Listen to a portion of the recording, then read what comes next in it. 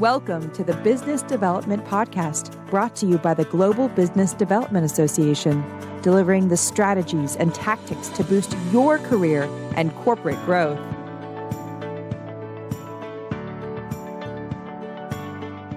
Happy birthday to all of you. It's our 102nd birthday. And thank you to the CBDA board for inviting me to participate and share some of the research that I've done in the process of writing the business development body of knowledge that I worked on over the past several years. And, when we talk about the history of business development, it's I think important for all of us to understand where we came from so that we know where we're going. And a big part of the writing process for me when I was working on the book was doing the historical research to learn more about where we came from and how our profession started. When I initially started the research, there was no website or any kind of information about the history of business development. So one of the things I did working through the process was research who was the first business developer. So I went through a lot of historical records of newspaper articles, newspaper job listings, and followed the trail until I came upon an announcement that in January of 1923, James Hertz was hired as the first director of business development for the San Francisco Stock Exchange. Now, I know there are a fair number of veterans that are on this call, and there's a really interesting story about James Hertz and the origination of our profession. So James Hertz was a World War I war hero. He served as a sergeant major, and his commanding officer was Colonel Harold Mack. And when Mack left the service, he went to San Francisco, became a stockbroker, and in the early 1920s, the San Francisco Stock Exchange was going through a reorganization. So he reached out to his former sergeant major and said, "Hey, how would you like to be director of business development for the San Francisco Stock Exchange?" And that was the first known record of the business development title being used. So effectively, 25 January is the 102nd birthday for our profession. And in line with that kind of veteran story, I think it's a great story showing veterans helping veterans succeed, particularly in the business development profession, which I personally have experienced that myself. That's how I managed to get my first business development job, was through my network of veterans that either I served with in the past or worked with in the past. Because before becoming a business developer, like many of you, I was in operations. I saw my first business developer in the wild in 2001 when I started at SAIC, and I thought, wow, I would really like to do that job. It took me 10 years to break into the profession. And often people would say, well, you don't have the certification or the qualifications. What are you talking about? Where are the qualifications that I need?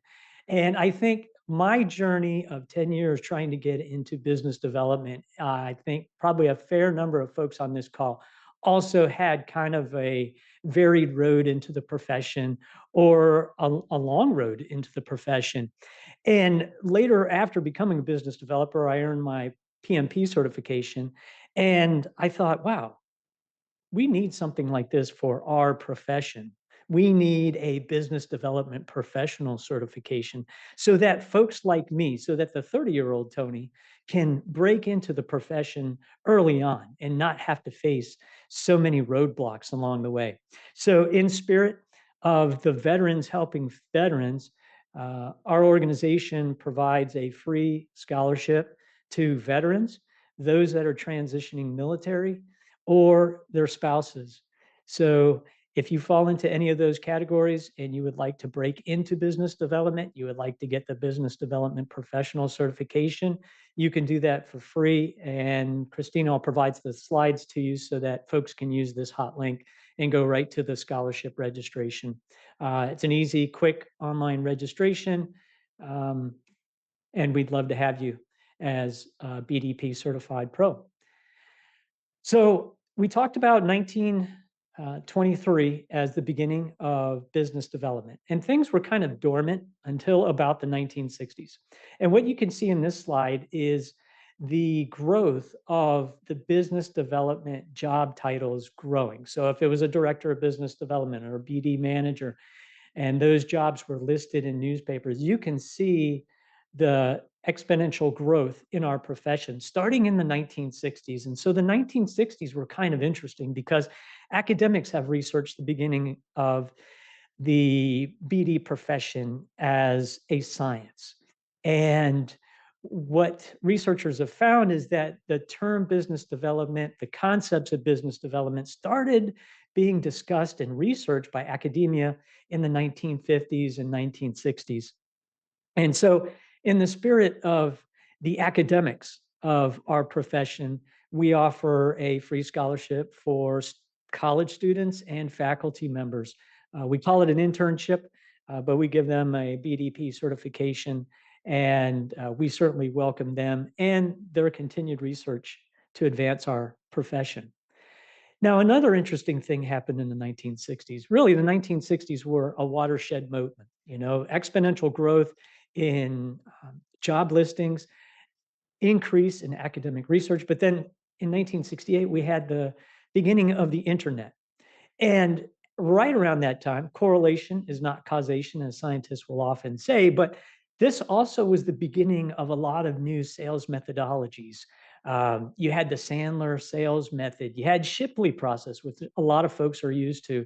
And Xerox Corporation really started all of it with their need satisfaction selling method. And from Xerox really spawned a lot of these other selling methodologies. And what they were really trying to address was this fundamental shift in the nature of engagement with customers. During the industrial age, Henry Ford famously said, customers can buy a car in any color they want, just as long as it's black. And so that was kind of the idea during the industrial age. Here's my product. Now take it, shut up, give me your money. So salespeople were essentially order takers. But in the 1960s, there was a fundamental shift in the relationship between corporations and customers. And that's where I think you started to see this kind of impetus, this critical turning point that drove the development of our profession in particular. And then later in the 1970s, 1976, you had the small business development centers began. California State Polytechnic University in Pomona, California was the first SBDC. And then in the 1990s, the director of business development job listings really started to accelerate, as you could see in the chart above.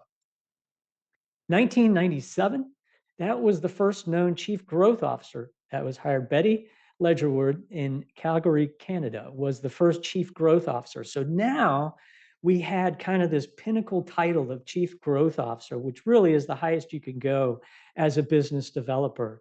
Really set the ceiling for what business developers can achieve in their careers. And then on the early stage of the careers, in 2011, Aaron Ross wrote this seminal book called Predictable Revenue. I bet a number of you have read this book. And he really championed this concept of business development representatives. And this is kind of this entry level BD role that at the time when he was at Salesforce leading as an executive, he kind of pioneered this concept. So in 2011, now we finally had a pipeline career path from BDR entry level all the way to chief growth officer. And then right around that same time in 2012, the first academic book that's used by colleges throughout the world was written by Dr. Hans Sorensen.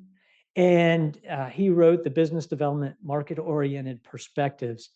and just a wonderful human being. When I started writing the business development body of knowledge, I reached out to him on LinkedIn, and he was a wealth of knowledge, support, and encouragement. So tremendous thanks to him.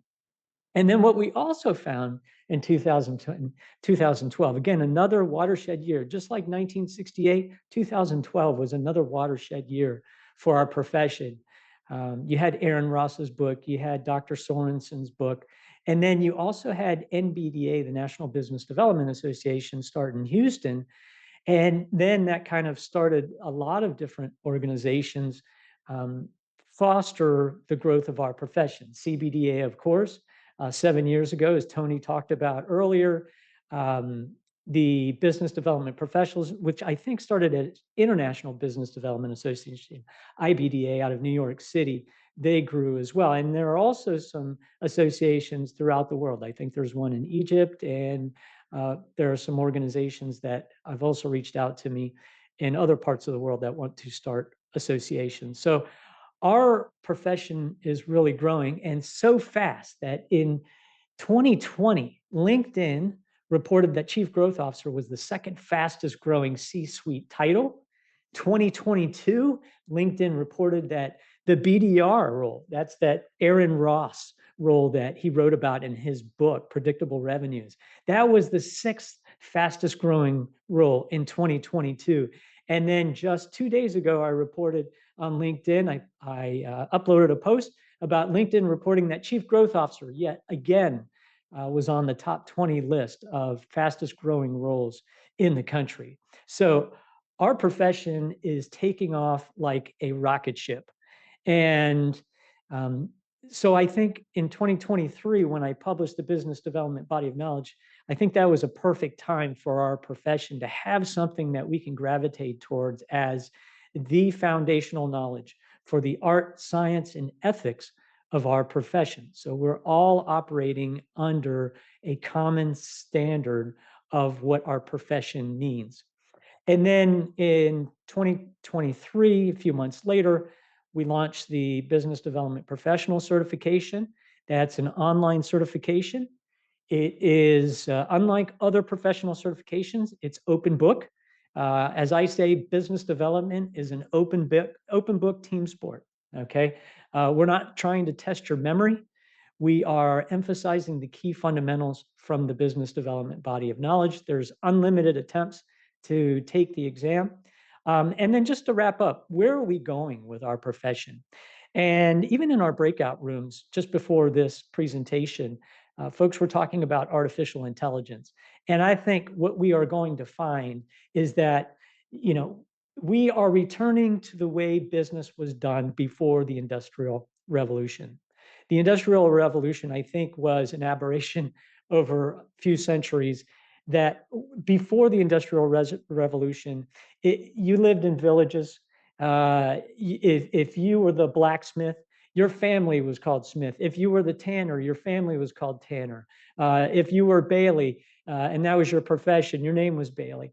And if you delivered poor products in your village, guess what? You were going to starve. Okay.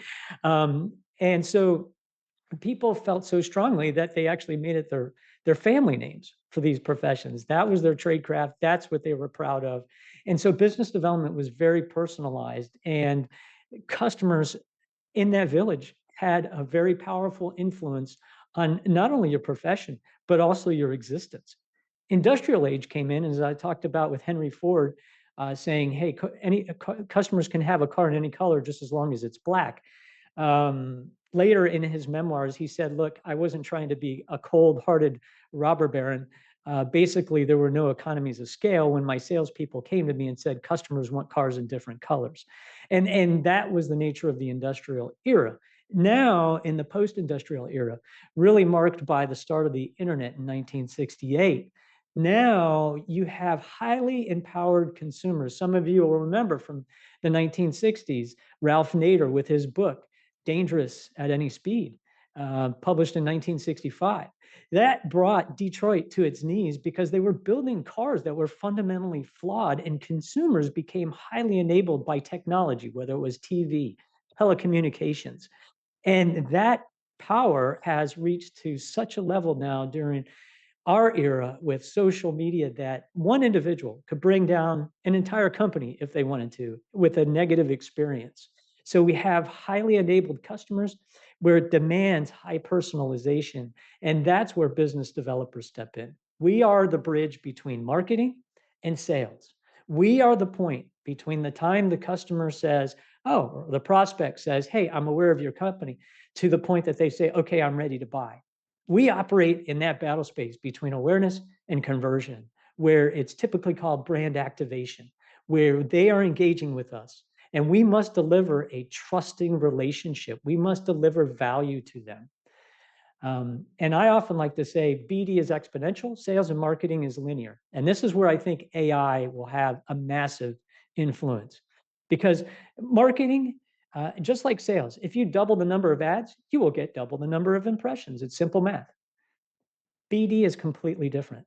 That trusting relationship I build with you, not only in the brand activation phase, but after you become my customer, ultimately my mission is to be an advocate for my customers and my community so that eventually they become advocates for me and my company. They tell two friends, who in turn tell two friends. It becomes exponential.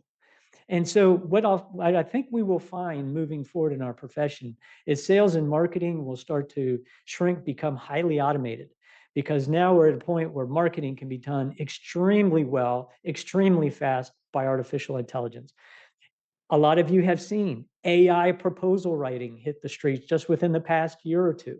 So do you need a lot of the capture team support that you had, graphics folks, technical writers? Not as many. And eventually the business developers would become highly enabled.